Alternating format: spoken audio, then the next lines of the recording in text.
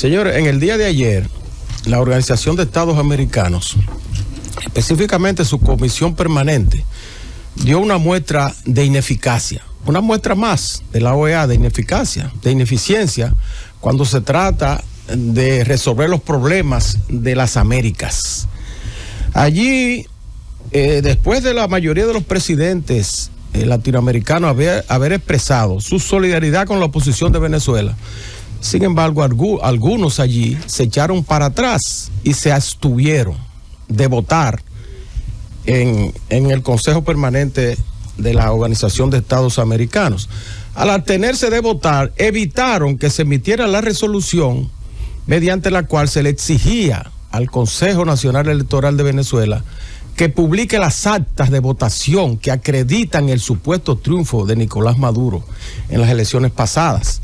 Frustraron eso porque, de acuerdo al reglamento de la OEA, para emitir una resolución se requiere la mitad más uno de los votos de los miembros. Son 35 miembros y la cantidad requerida para cualquier votación positiva es de 18. Y entonces solo votaron 17. Solo votaron 17. Se abstuvieron 9. Se abstuvieron 9 países y otros 5 no asistieron a la asamblea. El balance es el siguiente, yo quiero señalarlo, ¿verdad? A favor votaron Argentina, Canadá, Chile, Costa Rica, Ecuador, El Salvador, Estados Unidos, Guatemala, Guyana, Haití, fíjense ustedes, votó a favor de que se dieran a conocer las actas, Jamaica, Panamá, Paraguay, Perú, República Dominicana, Surinam y Uruguay. Se abstuvieron Bahamas, Barbados, Belice, Bolivia, Brasil, Colombia, Canadá, Honduras, San Cristóbal y Nieves, Santa Lucía, Antigua y Barbuda. No asistieron Dominica, México, San Vicente y las Granadinas, Trinidad, Tobago, ni Venezuela. Esos no asistieron. Pero fíjense, lo que más ha llamado la atención es la atención del mundo, es la abstención de Brasil y de Colombia, de Petro, el canciller de Petro y el canciller de Lula da Silva. En el caso de Petro, que le gusta mucho emitir mensajes a través de la cuenta X, que antes se llamaba Twitter, y que días antes había manifestado una solidaridad extraordinaria en favor de la oposición de Venezuela, incluso en uno de esos posts de la cuenta X, él había reclamado al Consejo Nacional Electoral que entregara las actas. Sin embargo, allí su canciller en la OEA se abstuvo de votar. La abstención en la OEA es como si fuese un voto negativo, porque al usted abstenerse, entonces evita, como en efecto lo evitaron, que se emitiera la resolución por la mayoría de la mitad más uno, que eran 18 votos. Entonces, esos dos países, Perú y Brasil, son los que más ha puesto a la gente en la mira, porque ambos presidentes pues manifestaron su apoyo a la oposición venezolana, como es el caso, por ejemplo, de Lula da Silva, que llevó la voz cantante en cuanto a reclamarle a Maduro que en caso de que perdiera las elecciones entregara el poder. Sin embargo, su canciller también se abstuvo allí. La razón que argumenta el Brasil es entendible en cierto modo, porque después de haberse abstenido en esa asamblea, el gobierno de Brasil ha ordenado reforzar militarmente la embajada de Argentina en Venezuela, en Caracas, que como ustedes saben, en esa embajada en Caracas hay varios opositores que están exiliados y el gobierno de Maduro había amenazado con sacarlos de la embajada para apresarlos. Entonces el gobierno de Brasil reforzó militarmente en el día de ayer esa embajada, de manera que con ese gesto está apoyando a la oposición venezolana en contra del gobierno de Maduro.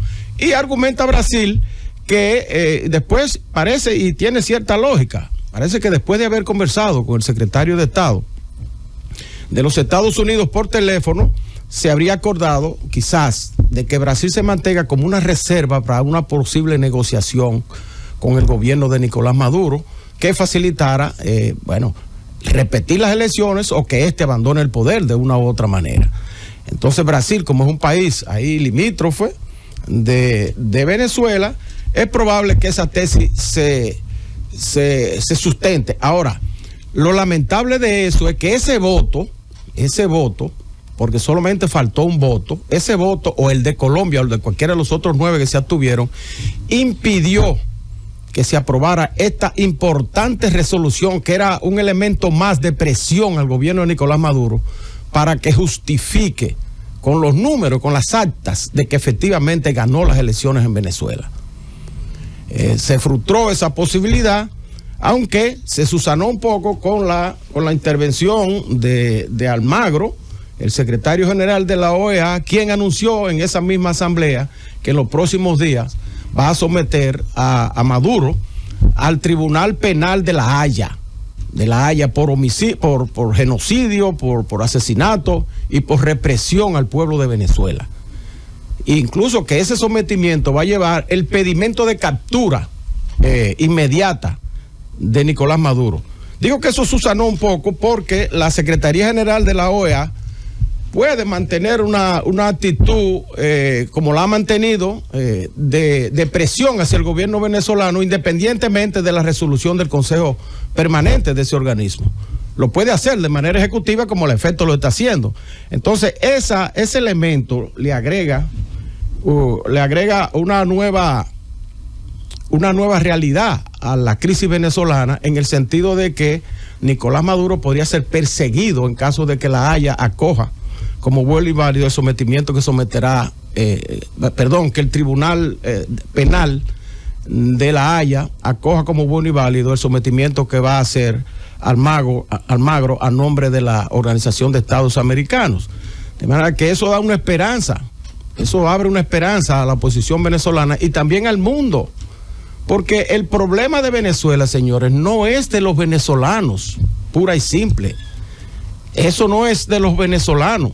El problema de Venezuela afecta a las Américas y al mundo, porque el mundo de hoy es una pequeña aldea. El mundo de hoy está intercomunicado y el comercio, las ideas, todo fluye a través de los países en el globo terráqueo.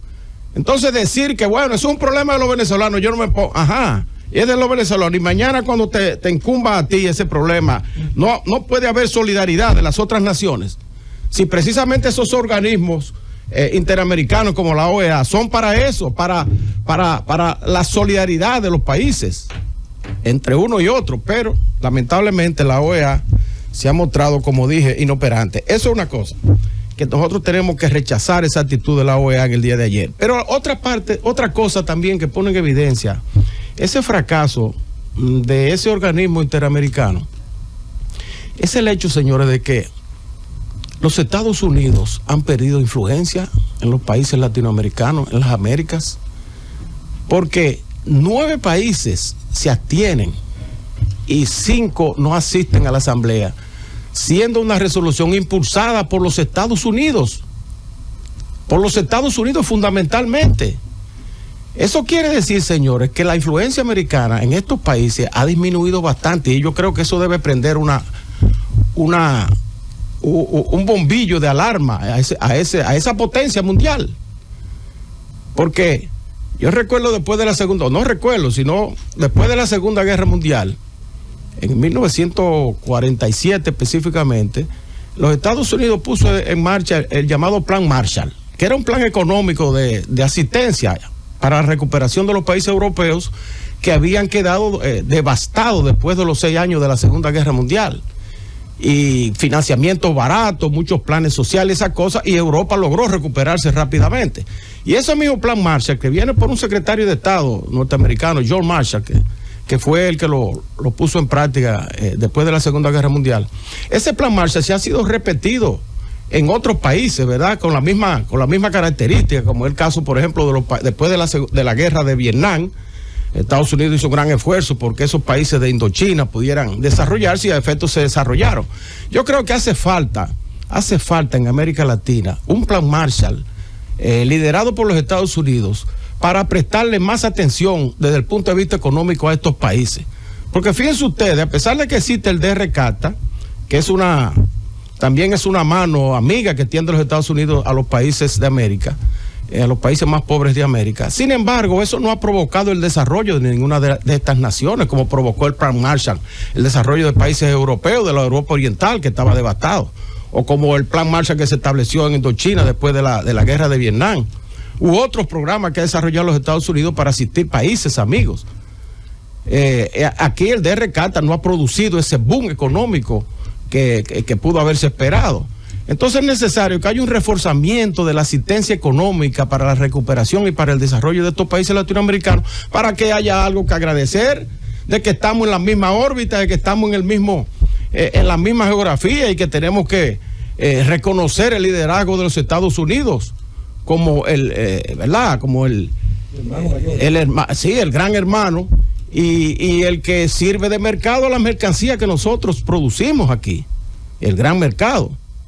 Porque se habla de nearshoring, estar cerca de los Estados Unidos tiene una ventaja, tiene una ventaja, pero no logramos alcanzar el desarrollo pleno con esas ventajas que tenemos de ser vecinos. Entonces, esa resolución de la OEA, mediante la cual se derrota a los Estados Unidos, países, incluso islitas pequeñas de aquí del Caribe, votaron en contra, se abstuvieron de votar. Eso tiene que llamar la atención sobre ese gran poder del norte. Y se me ocurre plantear eso de un plan Marshall para las Américas, de suerte que podamos estar agradecidos de estar cerca de esa gran potencia que se llama los Estados Unidos de América.